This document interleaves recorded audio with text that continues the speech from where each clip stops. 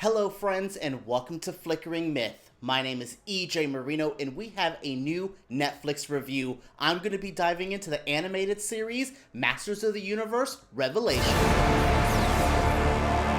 First and foremost, if you're here to watch me complain about woke things or saying this isn't like the cartoon I grew up with, this is not that type of review. I'm simply here to talk about what Netflix has presented, this new animated series from Kevin Smith set in the Masters of the Universe. So yeah, I just wanted to clear that up out of the way first because I do enjoy this. I'm gonna say kind of, again, the second most, I wasn't a He-Man person growing up. It just wasn't something I knew. I know of it. I loved me some campy Skeletor. I knew who some of the characters were, but it wasn't really my cartoon. I will say this show made me want to go back and watch some of the older cartoons because this really captures that Saturday morning cartoon vibe. This reminded me of waking up, eating like cereal and watching some crazy cartoons. It has that nostalgic vibe, but it has a whole new vibe to it. The animation is out of this world. It is completely a different story than anything told in the He-Man world before, and it's also a pretty badass show. There are some great fight scenes, some really interesting narrative moments. There's just an overall little journey that I went with on this show, and I was really into it. I have seen some of the rumblings that people are scared this is going to be an SJW, whatever that means, kind of show, and I don't think this is there. The men that are presented are pretty awesome. They're not really being nagged to bring up the women. The women there are talking about things, but it's not just like, here's what it's like being a girl in this universe. That's really not here. There's a lot of other conversations. There's conversations about family, what it means to be a hero. What do we do when the great defender goes away? These are the kind of conversations that the show is having, and I was really into it. I like Kevin Smith from his like Jay and Silent Bob movies, but I might like Kevin Smith as the animated TV show guy because he does such a good job here. The world of Eternia is set upside down when everything changes. The great defender He-Man isn't there anymore, and when we fast forward to the present day story, it is crazy. This is a world we're not used to. We have no He-Man. We have no Skeletor.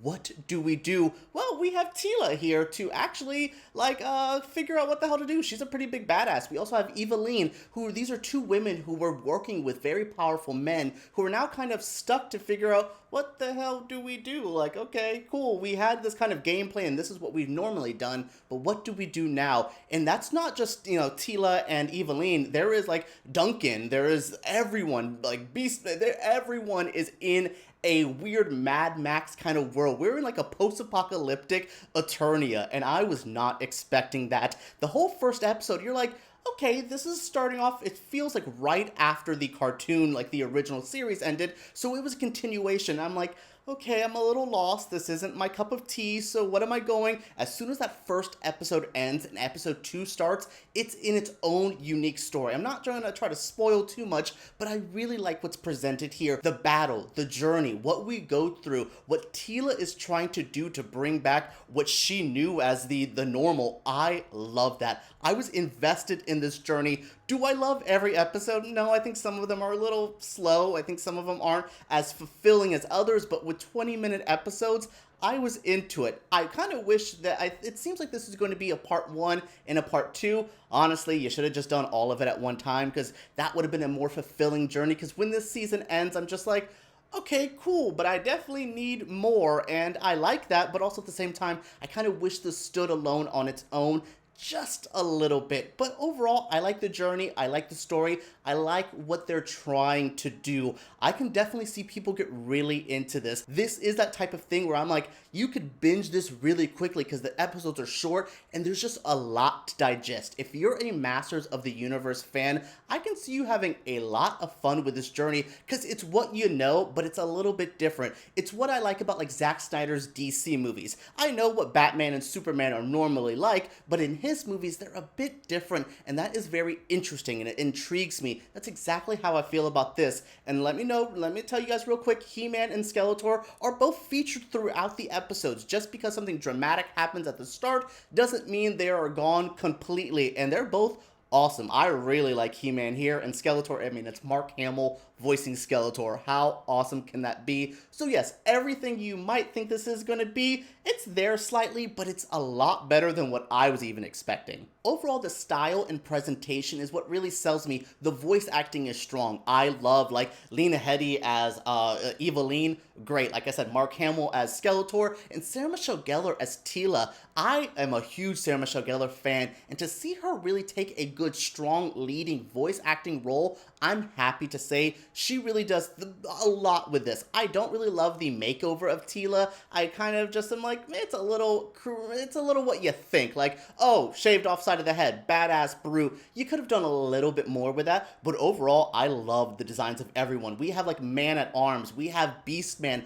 All of these characters look so good. It's so interesting. It looks like the original cartoon, but in this very 2021 vibe, and it's really presented just a gloss that's nice, but not too, like, finished. It's a little unpolished at times, which I do enjoy. I get tired of the Disney things where all the animation is perfect. There better not be a mistake, because that's not what animators do. No, sometimes things get a little crazy. I love my cartoons where people are like missing thumbs because they just couldn't animate them. Yeah, I like stuff like that, and that's what this has. It's a edge. It's like Kevin Smith stuff. You know his movies. His movies may be good. He's a good filmmaker, but they're always a little rough around the edges, and that's what makes them intriguing. That's how I feel about Masters of the Universe. This animation company, they're the ones who did the Castlevania show. They're still on fire. That show was hot fire. This show is hot fire in the sense of how it looks and how it's presented. It's good. It's polished. It's mature, but it's still cartoony. It's a lot of what I want. Masters of the Universe Revelation is a good show. It's not a perfect series. I wish there was a little bit more for me to sink my teeth into,